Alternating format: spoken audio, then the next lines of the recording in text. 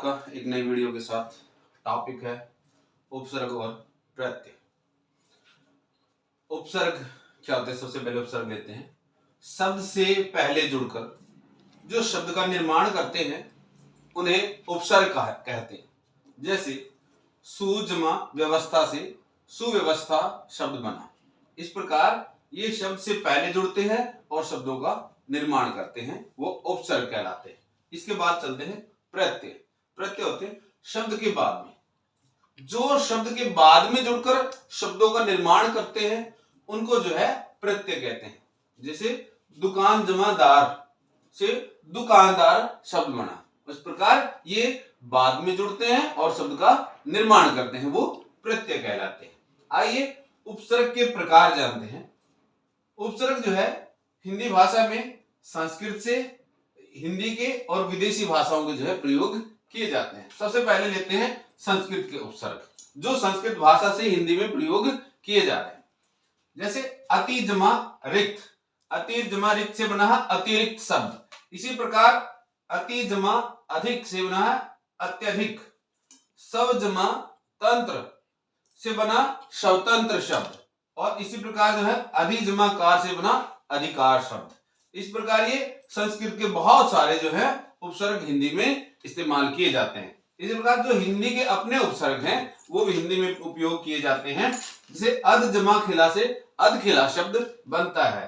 पर जमा लोक से जो है परलोक शब्द बनता है। नी जमा डर से निडर शब्द बनता है। उप जमा निदेशक से उपनिदेशक शब्द बना है। उन जमा सट से उनसठ शब्द बना है। इस प्रकार ये हिंदी के अपने उपसर्ग हैं। और कुछ उपसर्ग जो है विदेशी भाषाओं के, जैसे अरबी, फारसी, अंग्रेजी या अन्य विदेशी भाषाओं के जो शब्द है वो उपसर्ग जो है वो हिंदी में प्रयोग किए जाते हैं। कम जमा अक्ल, कम अक्ल। पर जमा उपकार, परोपकार। ना जमा समझ, ना समझ शब्द बना है। हेड जमा मास्टर से हेडमास्टर शब्द बना है। बेजमा प्रवाह से बेप्रवाह शब्द बना है। हेड जमा ऑफिस से हेड ऑफिस बना है।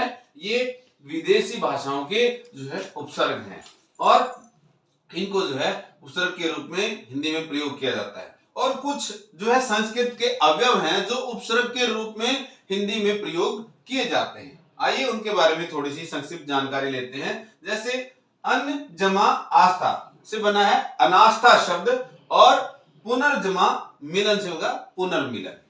इस प्रकार जो है कुछ संस्कृत के जो अवयव हैं और उपसर्ग के रूप में प्रयोग किए जाते हैं हिंदी में। आइए जानते हैं आगे प्रत्यय। प्रत्यय जैसा कि पहले बता चुके हैं शब्दों के बाद में जुड़कर ये शब्दों का निर्माण करते हैं। प्रत्यय दो प्रकार के हैं, कृत प्रत्यय और तदित प्रत्यय। कृत प्रत्यय वो होते हैं जो क्रिया के साथ प्रयोग किया जाते हैं और तदित प्रत्यय वो होते हैं जो संज्ञा और सर्वनाम और विशेषण के साथ जो है प्रयोग किए जाते हैं। सबसे पहले लेते हैं कृत प्रत्यय से बनने वाले शब्द। जैसे लिख जमा आवट, लिखावट शब्द बनता है। बोल जमा ई शब्द से जो है बोली शब्द बनता है। थक जमा आन से थकान शब्द बनता है। सज जमा आवट से सजावट शब्द बनता है। ये कृत जो है प्रत्यय के उदाहरण हैं। इसके बाद आगे चलते हैं तदित प्रत्यय के उदाहरण।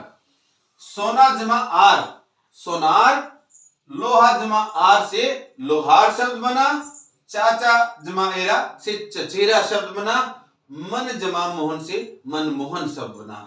ये जो है तदित प्रत्यय के उदाहरण हैं। और प्रत्यय जो है ठीक जैसे उपसर्ग जो है संस्कृत, हिंदी और विदेशी भाषाओं से जो प्रत्यय है उपसर्ग है उन्हीं की तरह प्रत्यय भी संस्कृत, हिंदी और विदेशी से हिंदी में प्रयोग किए जाते हैं। आइए एक संक्षिप्त जानकारी इनकी भी लेते हैं कि संस्कृत से जो उपसर्ग प्रत्यय जो है हिंदी में प्रयोग किए जाते हैं।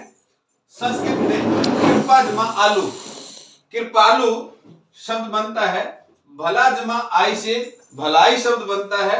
आनंद जमा इत से आनंदित शब्द बनता है।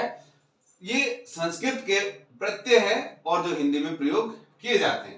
इसके बाद हिंदी के अपने प्रत्यय, उनके कुछ उदाहरण लेते हैं। लड़ जमा आई से लड़ाई शब्द बनता है। ता जमा आउ से ताऊ शब्द बनता है।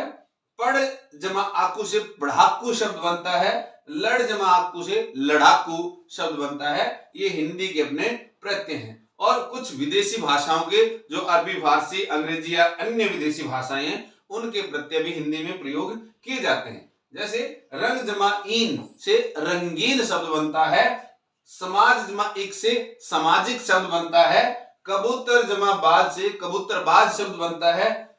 और अंग्रेजी का प्रत्यय है गारंटी जमा कृत से गारंटीकृत बनता है, कार्बन जमा करण से कार्बनीकरण बनता है।